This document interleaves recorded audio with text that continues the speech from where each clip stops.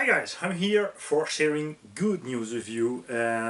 Team Corelli goes a step forward because they do first a step backward.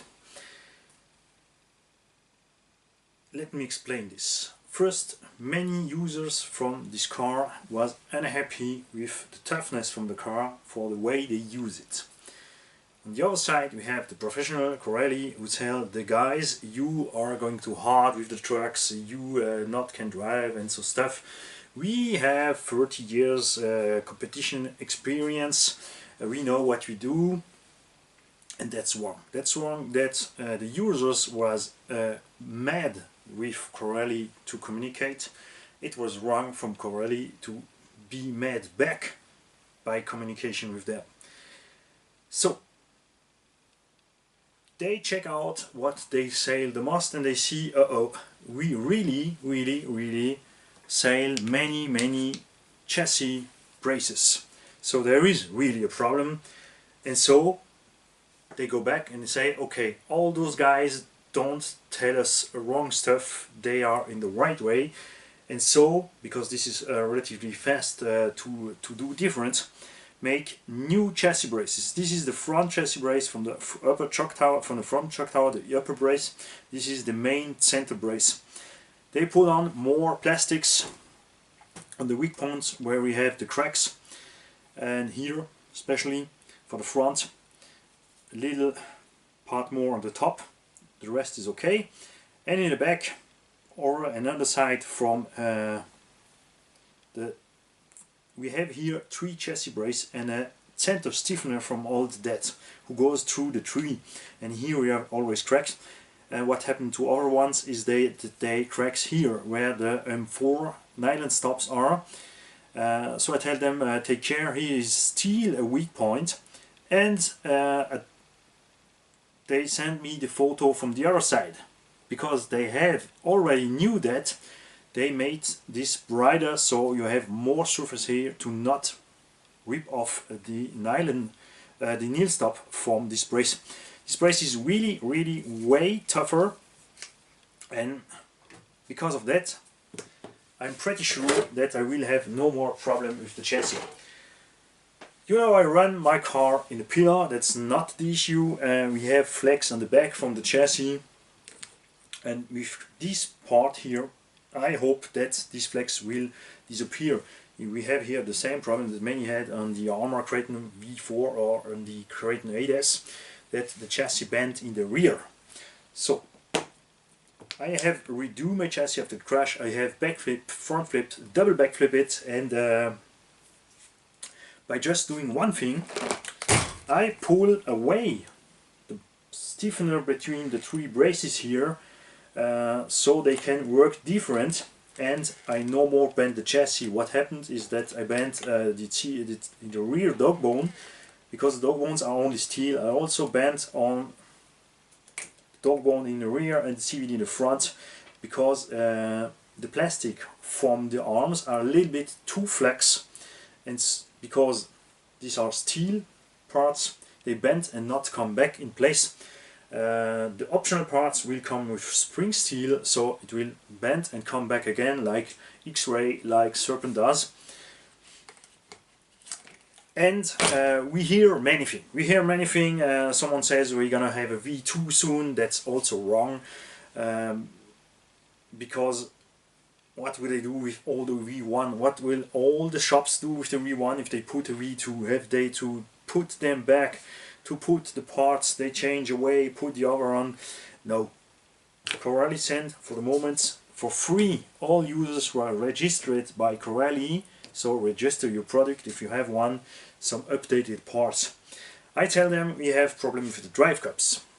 That's a point where we are not agreeing now. They say no, it's absolutely normal because we put more power in than each other brand. That's wrong, it's the same power than the other brand. What's a fact is that the big tires with big knobs cut more out the drive shafts, output drive shafts, and we have here, especially in the front, because we have a CVD, so we have no movement here. In the back we have dog bones. Dog bones can split this wear between 2 sides. When you have a CVD, all the wear is on one side, and we have here of the 7 packs the drive cup who's cut it in, and many people has this problem. Send it with photos and little videos to Corelli.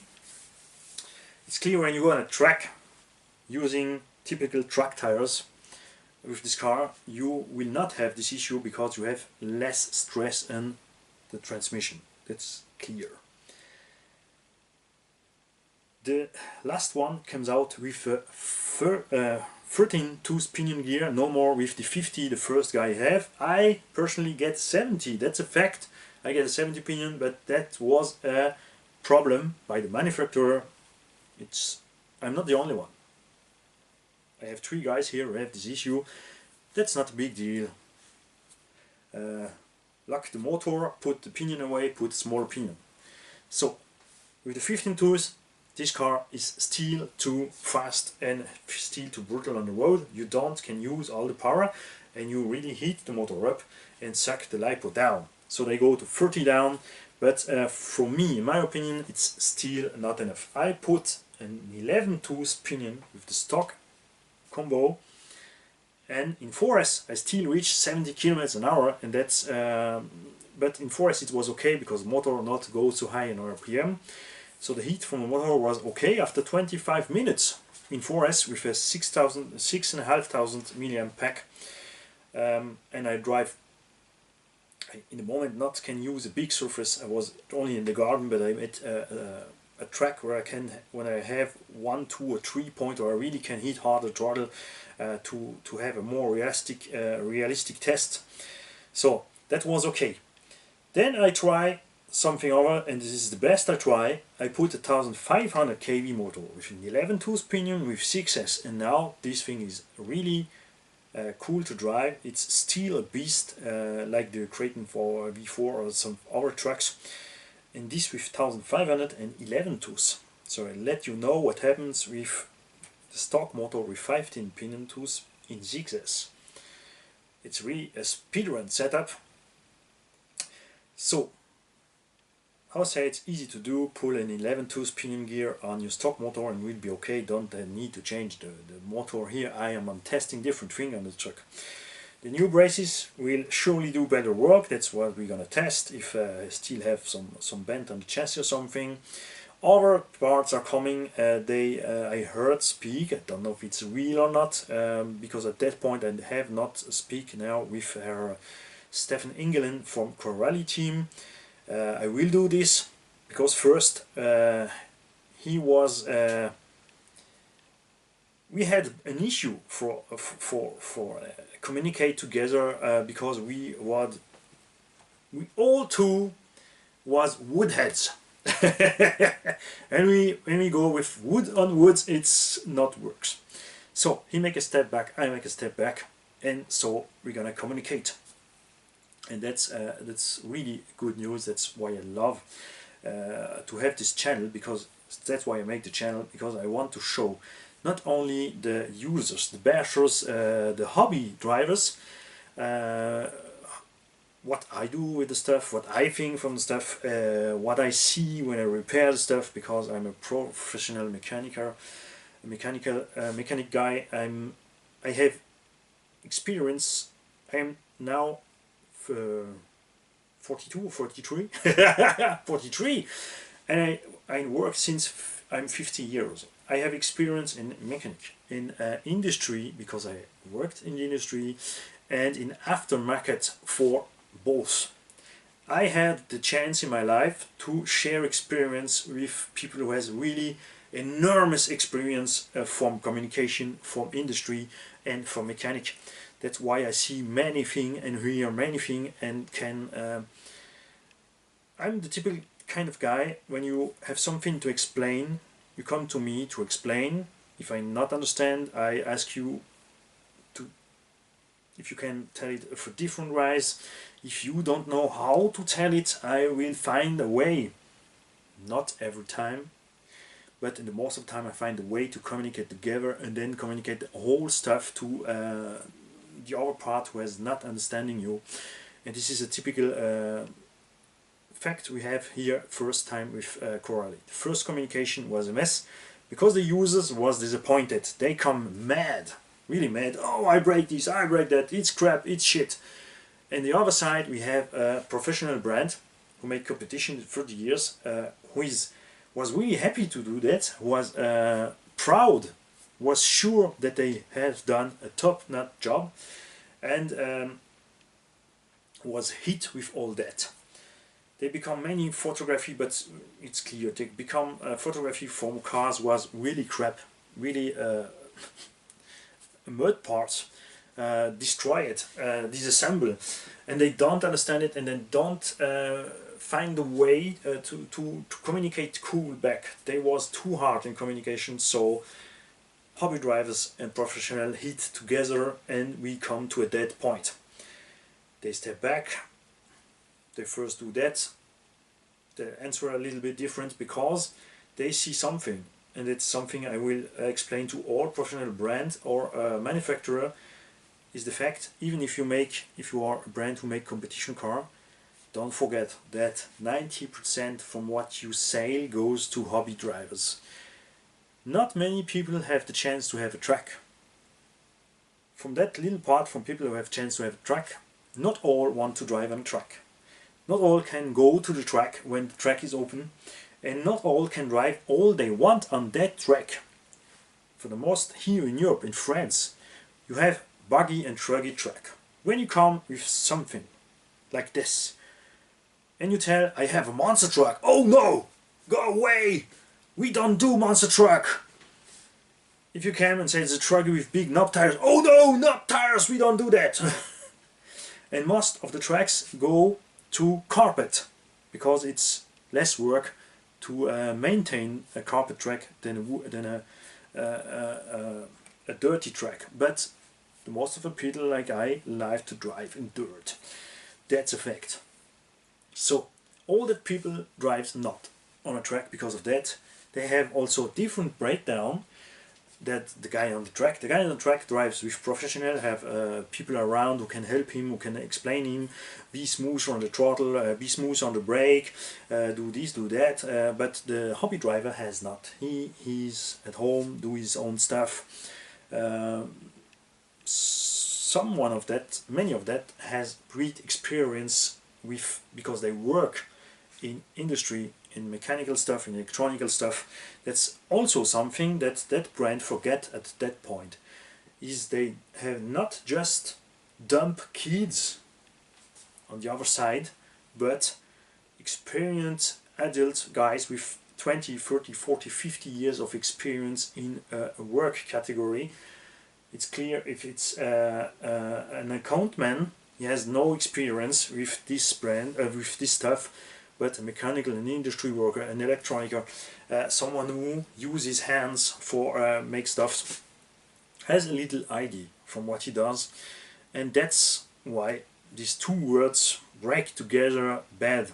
Now it's going better, and I really appreciate from Coralie. I really want to say I'm really happy to hear that from you, because you know, that's also something I want to tell. I say Coralie, I say Hobbytech, I say Traxxas, I say Arma. I not point the finger on some personal, private person from that brand, because I mean all the brands. They work together, they have to communicate inside together. When someone comes and says, oh, that guy tell me that, how can you do this, is he wrong, is he right, what are you thinking, that's your business. So I talk brands. So I'm really happy with Coralie, because they make the step back.